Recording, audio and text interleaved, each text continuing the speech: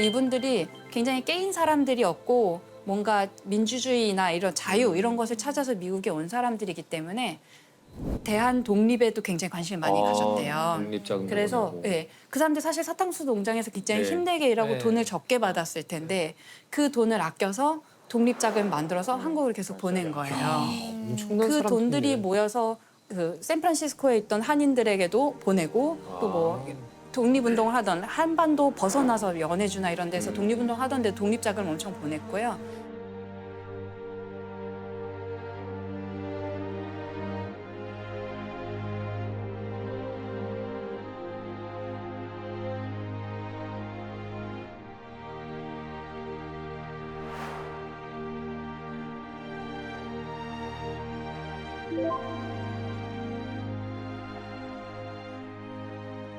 그 돈들이 모여서 인천 하와이 대학교가 인하대. 인하대 기반이 생기고 인하대 이름이 그거야? 인천 하와이 대학교인데요. 예. 그래? 예, 인천이 이제 그런 이민을 보냈던 마지막 조선을 떠난 곳이잖아요. 인천이. 그래서 이민의 역사가 그래서 인천에서 시작인데 그래서 그 돈을 모아서 교육열이 높으니까 네.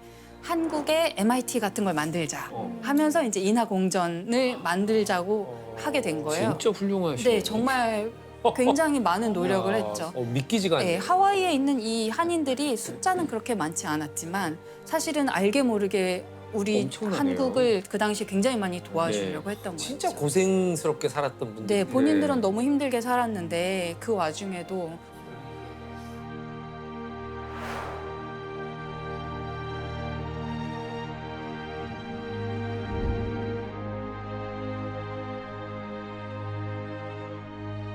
얘기 들으면서 물론 그렇게 그 후에 하신 일들도 너무너무 대단하시지만 어쨌든 그렇게 부푼 힘을 가지고 미국에 오셨는데 현실을 맞닥뜨렸을 때 집에 돌아가고 싶기도 하고 이랬겠지만 그러지 않았잖아요. 네, 이게 너무 진짜 제일 대단한 것 대단하죠. 같아요. 그렇죠. 그때 이국 땅에서. 그렇죠. 네, 말도 잘 안 통하는데. 네. 그렇죠.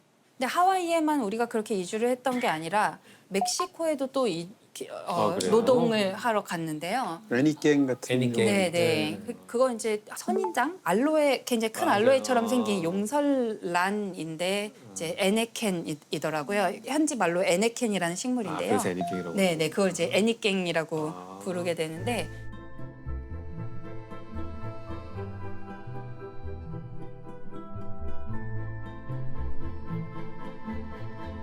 애네켄 농장에 간 사람들이 처음에 갈 때는 1905년인가 그 무렵이에요. 굉장히 힘들었다고 하더라고요. 이게 가시가 있거든요. 선인장이라.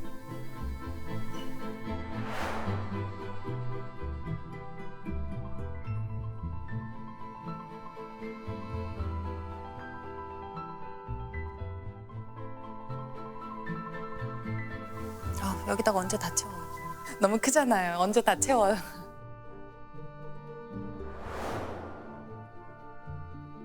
그리고 이 에네켄 농장이 너무 악랄했던 게 예를 들어서 하루 임금이 35였다고 치면 밥값을 그 안에서 자기가 내야 되는 거예요. 식비를 35 중에 15는 예를 들어서 식비. 그다음에 나머지 한 10은 숙소. 벗어날 수가 없게 만드는 남는 게 거 아니야. 없죠. 네. 그리고 그다음에 의복을 또 자기가 사 입어야 돼요. 그러면 마이너스인 거예요. 와, 일을 하면 말도 할수록 안 된다, 진짜. 빚만 계속 지게 되는 빠져나갈 방법이 상태였던 거죠. 그래서 이 멕시코에서 굉장히 힘들게 일을 하고 있었어요. 에네켄 농장에서 보통 한 4년 계약 정도를 했다고 하더라고요. 4, 5년 정도 계약을 해서 그동안 너무너무 힘들고 탈출하면 다시 잡혀오고 막 거의 노예네, 노예. 그죠? 거의 정말 노예처럼 아주 비극적인 삶을 살고 있다가 계약이 드디어 끝났어요. 예. 그래서 이제 이게 가자, 다시 돌아가자. 계약 끝났으니까 다시 돌아가려고 했는데 그분들이 가지고 온 여권이 무효화됩니다. 왜냐하면 더 이상 그 나라가 없어졌기 때문에 대한제국. 네. 대한제국이 이제 없어졌구나. 합병이 되면서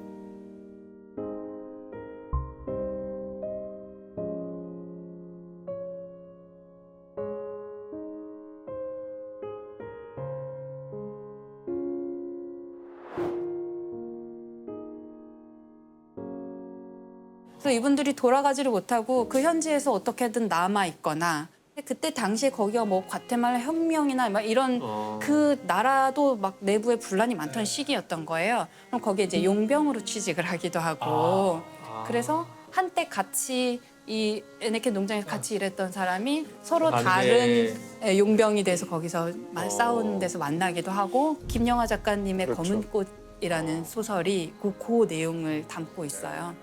그래서 그런 한국인들이 처음에 최초 이민이 이제 하와이랑 멕시코인데 그런 비극적인 역사가 있는 거죠. 제가 98년도에 쿠바를 여행을 한 적이 네네. 있는데 거기 쿠바 아바나 시내에 갔다가 중국집이 있다는 거예요, 쿠바에. 너무 희한하잖아요. 네. 그래서 중국집에 갔는데 한국 사람인 거예요, 주인이. 근데 한국말을 거의 못해. 네, 그럴 수 있죠. 그런데 스페인어로 통역을 해서 얘기해 주는데 자기 할아버지가 멕시코에 있어. 그리고 이민을 갔다는 거야. 알고 보니 이 사람이 애니깽의 후손인 거예요. 그분들 쿠바까지 흘러들어서 그렇죠, 그렇죠. 이 중국 요리집을 하고 있는 거야. 그래서 내가 한국말 아는 거 있냐 막 이러면서 장난으로 물어봤는데 그분이 되게 어눌하게 아버지, 어머니. 와, 근데 그게 되게 지금도 생생하게 기억나요. 지금 말씀을 하니까 네, 그때가 네. 생각나네요. 그때 그 애니깽의 시대는 이미 한참 전인 것 같지만 그래서 돌아오지 못하고 거기 자리를 잡을 수밖에 없었던 분들의 후손들이 여전히 거기에 남아 계시고 네. 한국에 방문하기를 원하기도 하고 그런다고 하더라고요. 이 이민사 박물관에 그 하와이와 멕시코로 시작해서 그다음에 러시아로 갔다가 이제 강제로 이주당했던 사람들의 이야기 그리고 뭐 그 외에 이제 일본이나 뭐 중국이나 뭐 강제 징용당했던 사람들의 이야기 그런 여러 가지 이민의 역사가 건물 자체는 굉장히 작은데 그 아주 꽉꽉 들어차 있더라고요. 되게 알찬 내용들이 네, 많이. 되게 밀도 있는 내용이 있었고 사실은 저는 안산에서 어린 시절을 많이 보냈거든요. 어린 시절 대부분을 이제 경기도 남부에 있었는데요. 제가 안산에 있던 그 시절은 반월공단이 공단, 이제 네. 설치돼서 거기에 외국인 노동자 노동자들이 굉장히 많이. 많이 살던 시절이었고 아직도 기억이 나는 것 중에 하나가 저 굉장히 어렸을 때 뭐 버스비가 성인 한 140원 정도 했을 네. 그런 시절이었는데 버스를 탔는데 외국인 노동자 한 명이 탔어요. 그랬는데 한국어를 전혀 할 줄 몰랐고 이분이 당시 이제 화폐의 가치를 잘 모르니까 5,000원짜리인가를 통에 넣은 거예요. 거스름돈을 동전을 엄청 많이 거슬러줘야 되잖아요. 근데 안 거슬러줬어요. 그 기사님이 안 거슬러주고 이 사람은 자기 당연히 거슬러 받을 줄 알고 거기 돈통 앞에 계속 서 있는데 들어가 반말로 하면서 됐어 없어 가서 앉아 이러는 거예요.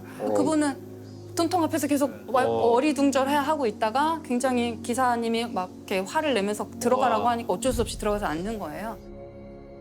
근데 어린 마음에 그 버스 안에 어른들이 많이 있었거든요. 네, 아무도 말리지 않는 거예요. 아무도 말리지 않는 거예요. 그러니까 우리가 막 맨날 미국에서 인종차별 받았다 뭐 이런 얘기를 하는데 진짜 우리도 우리가 그런 인종차별을 거예요. 많이 한 거예요. 네. 그런 게 그러니까 이게 입장을 바꿔서 생각해 보면 우리는 이민자들에게 어떻게 대하고 있는가 그런 생각을 좀 하게 돼요.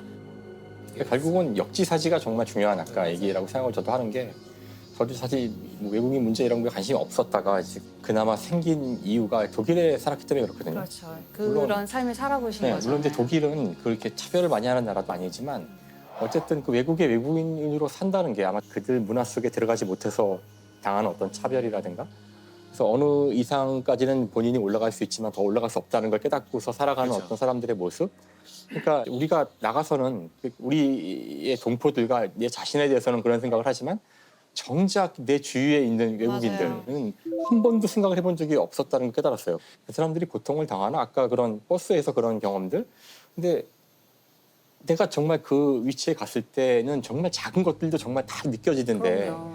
그 이제 독일 경험 이후에는 조금 달라진 것 같아요.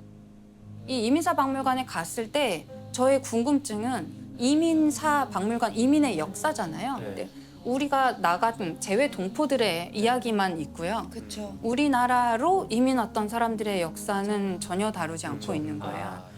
물론 이 이민사 박물관을 만든 것은 그런 해외로 나가서 힘들게 그렇지만 꿋꿋하게 살아가고 있는 사람들 기억하자는 의미겠죠. 근데 반대로 우리나라로 들어와서 나름대로 또 여기서도 힘들지만 꿋꿋하게 살아가고 있는 사람들의 이야기도 우리가 들어봐야 되지 않나.